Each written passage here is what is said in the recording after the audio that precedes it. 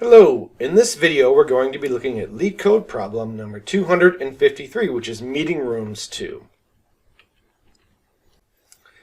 So this problem states, given an array of meeting time intervals, which will be called intervals, where intervals I has a start and end time, return the minimum number of conference rooms required.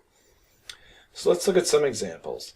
In the first example here, we have a meeting room that starts at time 0 and ends at time 30, so we need one conference room for that.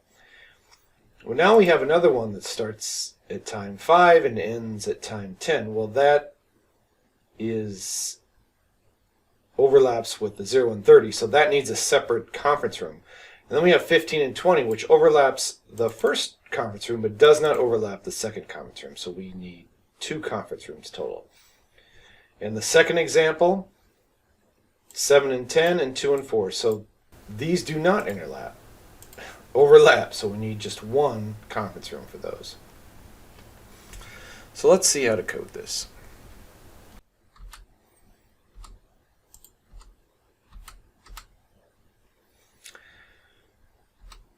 The first thing we need to do is define a count for the number of rooms we're going to need.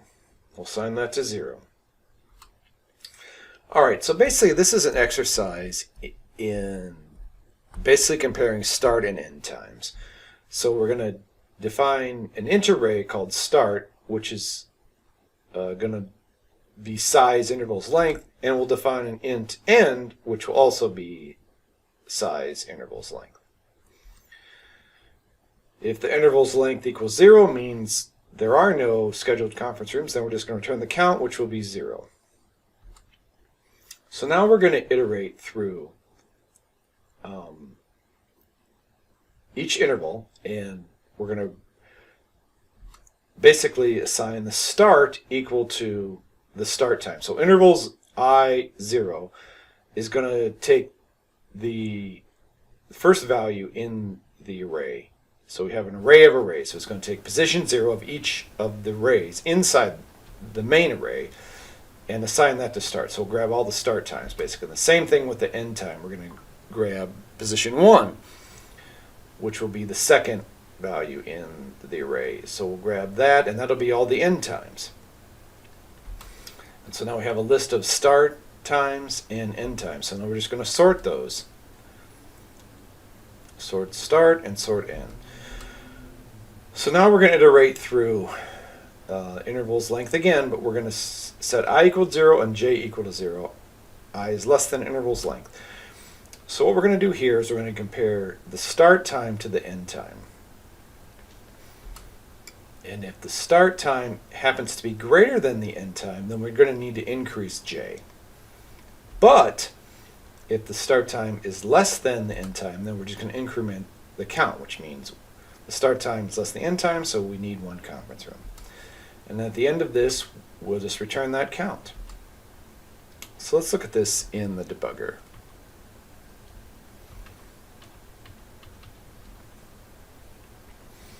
Okay, so I use the first example. We have 3 time slots here, 0, 35, 10, and 15, 20. So we're going to loop through here. All right, count is 0. Int start equals new int interval length. So you see start has a size of 3, and end has a size of 3 because this is the length of the intervals. Intervals length is not equal to 0, so we're not going to return 0. All right, so now we're just going to go through, and if you see here, so start time is 0, 0, 0, and end time. So you look up here, the first start time was actually 0. So that remains 0, but the first end time was 30. So you see here we have the first end time of 30. So we'll go through these again, and now we've got 5 and 10. And now we've got 15 and 20. So if we go back up here and compare, 0, 5, and 15 are all the start times, and 30, 10, and 20 are all the end times. Okay, so now we just need to sort these. So we've got 0, 5, 15, and 10, 20, 30. So now we're going to iterate through these. So start 0 is greater than or equal to end 0. Well, start time is 0, and end time is 10. So start time is not greater than end time, so we're going to increment the count. All right, so start time 1, which is 5, is also not greater than 10. So we're going to increment the count there. Well, now we're at the last interval's length is 3, remember. So start time is 0 and start time 2 is 15 and end time is 10. So now we need to increment j. And we're done with that loop, so they'll return the count of 2, which is the final answer. All right. Okay, so let's run this through LeetCode.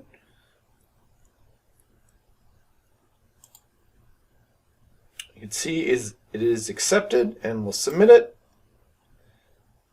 And it's faster than 81.86% of submissions and uses less memory than 40%. So there you have it. So let's go through the space and time complexity. Because we're doing a sort of the arrays, that is log n, or that is O of n log of n. So it's going to look like this graph. And that is the time complexity to do sort an array. The space complexity is O of n. So basically, as you increase the number of arrays inside the main array, that's going to increase the amount of memory we need to complete this operation. And that is it. So thank you again for watching, and we'll see you next time.